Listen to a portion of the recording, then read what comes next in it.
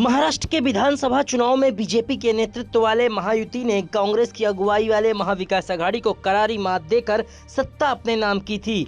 अब बारी राज्य के स्थानीय निकाय चुनाव की है। राज्य की 246 महानगर पालिकाओं और 42 नगर पंचायत चुनावों के लिए 2 दिसंबर को मतदान है। वोटिंग से पहले तमाम सियासी दल अपने अपने उम्मीदवारों के लिए चुनाव प्रचार कर रहे हैं, लेकिन महाराष्ट्र के निकाय चुनाव में सबसे अधिक चर्चा महायुति गठबंधन में शामिल बीजेपी और शिवसेना की हो रही है, क्योंकि दोनों ही दलों के बीच निकाय चुनाव में सीधी फाइट है। कई जगहों पर बीजेपी और शिवसेना चुनाव में आमने सामने हैं।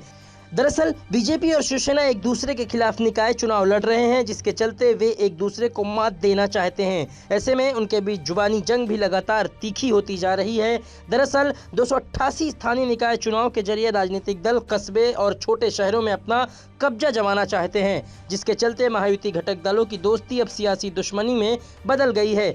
सीएम फडणवीस और शिवसेना प्रमुख एकनाथ शिंदे के बीच शहमात का खेल ही नहीं चल रहा है, बल्कि एक दूसरे पर हमलावर भी हो गए हैं। बीते दिनों शिंदे और फडणवीस के बीच जबरदस्त जुबानी जंग देखने को मिली थी। वहीं अब बीजेपी के दूसरे नेताओं ने भी शिंदे पर हमला करना शुरू कर दिया है, जिसके चलते बीजेपी और शिवसेना के बीच दूरियां बढ़ने लगी हैं। आपको बता दें कि बीजेपी के प्रदेश अध्यक्ष रविंद्र चौहान ने एकनाथ शिंदे को लेकर ऐसा बयान दिया है जो महायुति में कलह का नया सबूत है। रविंद्र चौहान ने आर पाटिल के बयान का हवाला देते हुए शिंदे का बिना नाम लिए उन पर तंज कसा और कहा कि नंबर 2 की कोई कीमत नहीं है। उन्होंने कहा कि मौजूदा सरकार के मुखिया देवा भाऊ हैं और सरकार में 1 नंबर है। बीजेपी नेता ने कहा कि नंबर 1 ही होता है और नंबर 2 की कोई कीमत नहीं होती। बहरहाल अब देखना ये होगा कि इस बयान पर शिंदे किस तरीके से पलटवार करते हैं। ब्यूरो रिपोर्ट इन 24 न्यूज़।